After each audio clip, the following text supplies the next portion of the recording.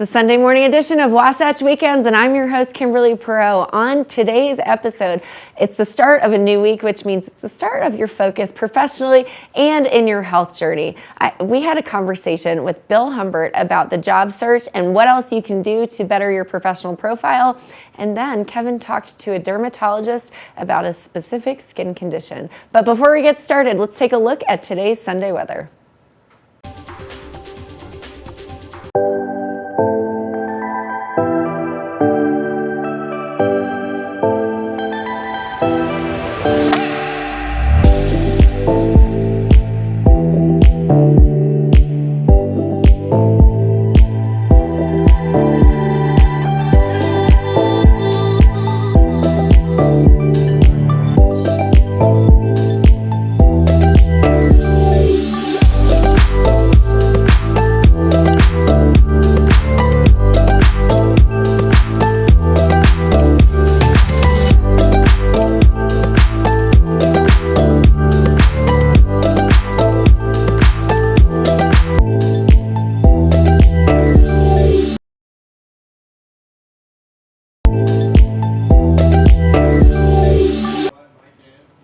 We sure do love Bill Humbert, and Ben had a great conversation about how to better further your professional career. Let's take a look. Welcome back to the show. We are once again joined by recruiter guy Bill Humbert, who's got some wonderful advice to share with us on how to make a change in our careers or how to just, make that career change path a little bit smoother. Welcome to the show, Bill. Ben, thank you so much. It's great to be back. Well, it's so great to have you back. So, looking a little bit towards changing our career paths and trying to make a shift, what are some things that you keep in mind, kind of let us know that it's time for a change in our careers? I would say there's probably three things to keep in mind. One is sometimes you don't have a choice. The company has a riff or the manager has a problem with you and they just lay you off. So that at that point, you got to find a job. The second is, maybe you've topped out and you want to be more successful and make better contributions, but you just can't get there in that company or that manager. It's time to find a job. And then the third is, if you just begin to get that spidey sense that things aren't going well, even though you're making contributions, start looking now. Don't wait until you get laid off. Well, it was great reasons to kind of start keeping an eye on start that job search. But once you get started, or once you're in that position where you're ready to make a change, it can be a little bit challenging to get started. And just the job search in general can be pretty nebulous. So do you have any advice on how to kind of come up with a good goal setting and to really keep that finish line in mind? Absolutely, Ben. So the first step is to quickly decide what kind of job you want or need or what you're looking for in a new position that would be even more fun for you. And then define a little bit more about that position and the skills and experience that you have that would help you fit in that position, and then the potential companies who have those positions. So almost like coming up with a couple of different lists. One of the things that you're looking for in the job, the things that you think that you can provide to the new job, and the places that you think you can find that? Exactly. Which seems pretty straightforward. What's the next step after that? Then you create, so you're talking about making a list. Then you create a spreadsheet with a list of everyone that you know. Family, friends, coworkers, former managers, managers who liked you in your current company and hate to see you leave, people from church, everybody. And then add their phone numbers and then the dates that you contacted them, because you want to track that. And then if they're a first level LinkedIn connection and you don't have their phone number, a lot of times their phone numbers are in the contact information. And so that part is the part that's very important for your networking, because now you have a list. So with that list, what are we doing with it? Are we just we're making those calls, working our way down the list and contacting everybody, are we trying to just let them know that we're on the market for new opportunities, or you think that we should be using something a little bit more specific? A little bit more specific. I call it the "Here I am" speech in my books. And the "Here I am" speech, the first minute, minute and 30, depending on how much experience you have, you talk about some of the really major accomplishments that you've made in your position. And then you talk about why it is that you want to leave your job right now, or why it is you're looking for a job right now.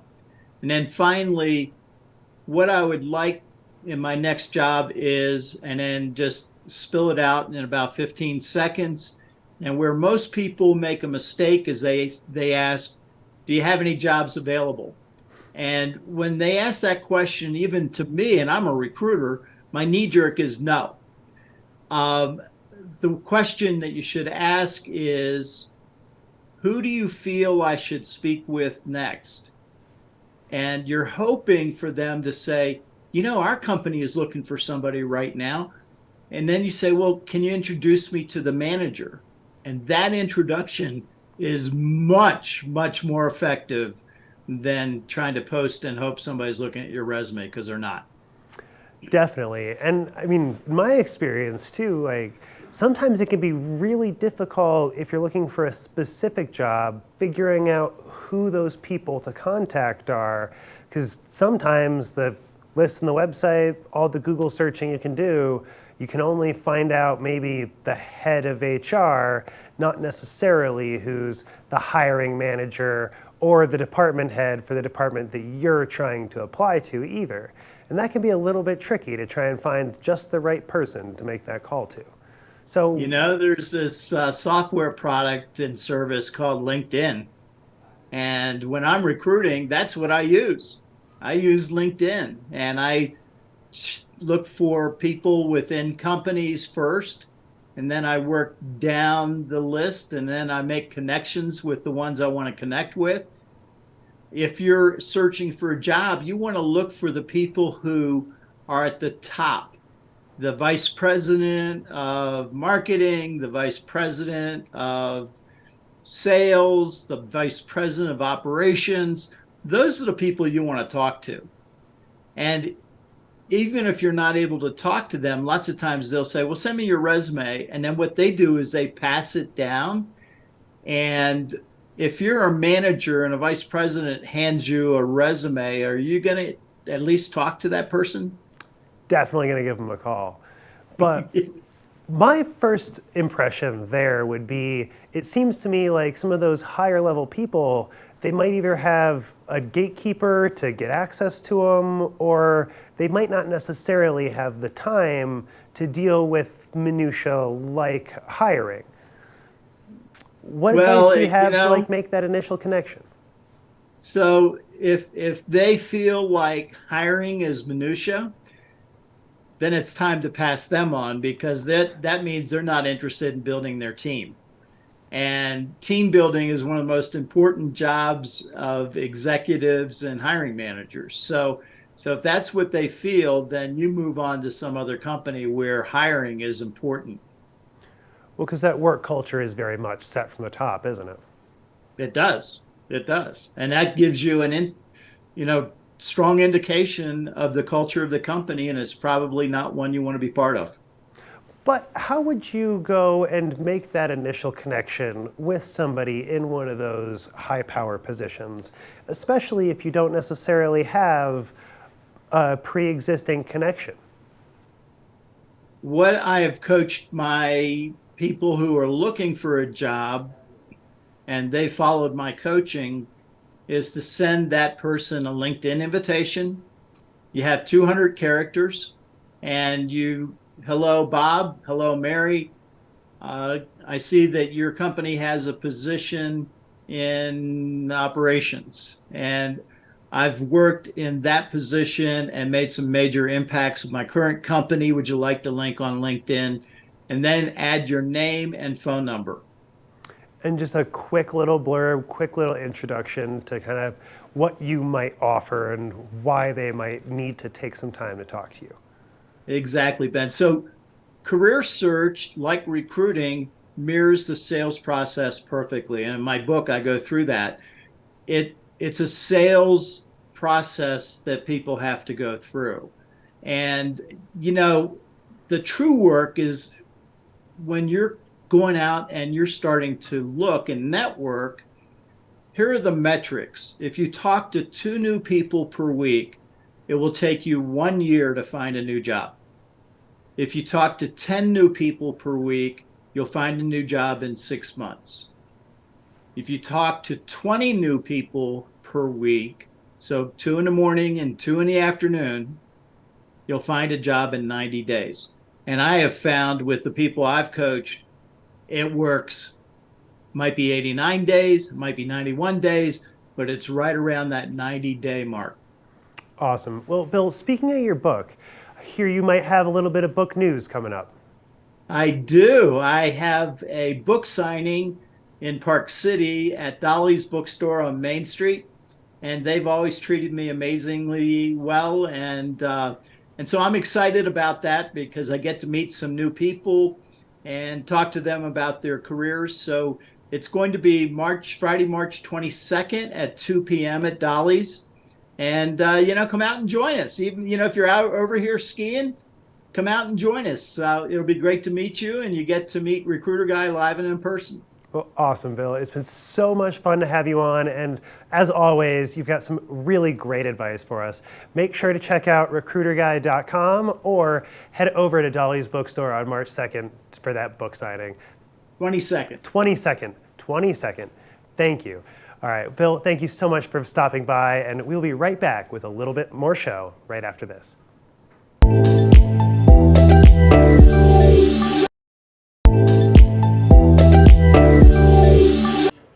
A condition that many people have but is not often talked about is plaque psoriasis. Kevin talked to a dermatologist and a victim of this disease about how you can cure it, how you can prevent it, and just really minimize your symptoms. Let's take a look. We're going to talk a little bit today about plaque psoriasis. I know if you watch the TV, there's a lot of commercials that are coming on now talking about plaque psoriasis and ways of treating it. Well, I'm joined today with Dr. James Song, a dermatologist, to kind of talk to us a little bit. What is plaque psoriasis? How many people are affected? And what are some of the symptoms? Doctor? Kevin, great to be here. So plaque psoriasis is essentially an autoimmune condition that leads to chronic inflammation in the skin. And that makes your skin cells grow much more rapidly. And we know psoriasis could affect areas like the scalp, the elbows, the knees, but even the nail folds and the skin folds could be affected as well. And symptoms, it can range from itching to burning or even soreness, especially when the skin starts to crack and bleed. And psoriasis could affect all age groups as well as all skin tones. And so if you're more lightly complected, psoriasis could look more pink to red, and a little bit scaly. Whereas if you're more darkly complected, it could look more purplish gray or even hyperpigmented. And as I'm sure a lot of your listeners can appreciate, in the wintertime, your skin doesn't behave the way it normally should. And so it could flare partly because of the colder, drier temperatures, but also the lack of sun that's known to trigger psoriasis as well. Yeah, that was one of my questions. With the symptoms, are people in more dry climates more heavily affected by the symptoms of plaque psoriasis?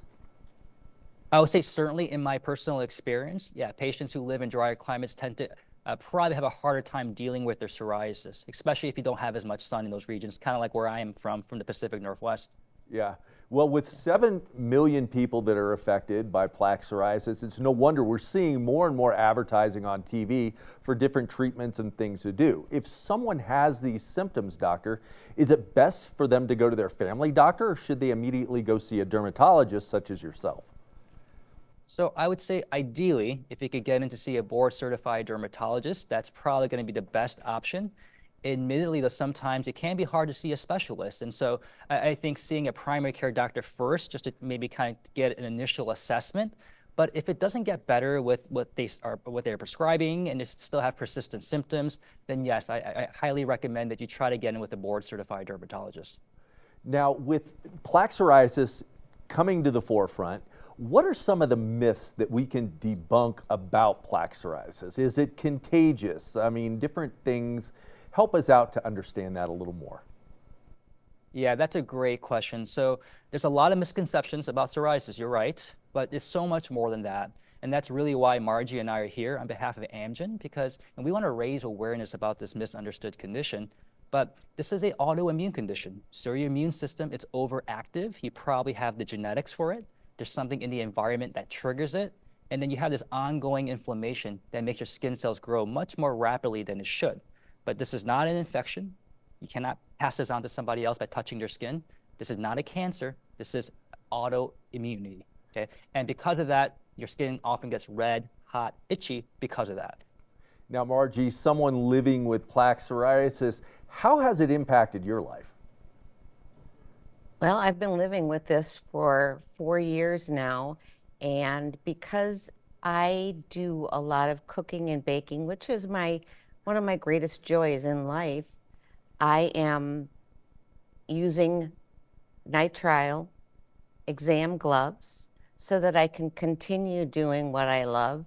And once the weather warms up in Wisconsin, I will be out in my garden, and I have to wear gardening gloves at all times, no matter how big or small the project out there would be. But I think what affects me worse than those two things is in meeting new people and having to or wanting to shake hands with them, and how my hands feel in theirs, because I'm fully aware that they're very, very dry, and that the scales are also, you can also feel the scales. Is this something, Margie, that you've lived with all your life, or did the symptoms start up a little later? They started later for me. I have only had this now for 4 years, so it was a big surprise. And what type of treatments have you undergone to assist with this? Well, I've gone to see the board-certified dermatologist, and you have to find the right thing that works for you. So you need to work with that doctor to find that. But I'm constantly on the search for moisturizers that have no fragrance and that are thick enough or creamy enough to at least sustain the dry skin for a while. Yep. Now, Dr. Song, is this typical? Do you see your patients who have this onset later in life, or do you get patients that have had it all their life? It certainly does span the whole age spectrum. I would say the two peaks, though, are between the ages of 20 to 30 and 50 to 60. So Margie's story is not atypical by any means. Yeah. And what treatments have you seen? Obviously, Margie pointed out that for her, there's different things that work with each individual, I'm sure, with treatments. But what have you seen as some of the best solutions? Yeah, so I would say most people are probably starting off with a topical therapy, so like a cream or an ointment, and they can help a little bit with the symptoms, and it's probably the easiest thing to do, but they get messy, they get greasy, it's hard to be consistent with, and the bottom line is they don't actually get to a root cause of the inflammation. So what I would encourage your listeners is that if they have psoriasis and their topicals are not adequately controlling their symptoms, reach out to their dermatologist and see maybe if an oral option might be better for them. Dr. Song, where can people go to find out more information? So www.somethingdifferent, all one word.com. You can find some additional information on psoriasis as well as other treatment options available. Dr. Song, thank you so much for spending time with us today. And Margie, thank you for sharing your personal experience. We learned a lot today, and I'm sure anybody that's going through this autoimmune disorder will have more information to act on. Thank you so much. Thank you. Thank you, Kevin.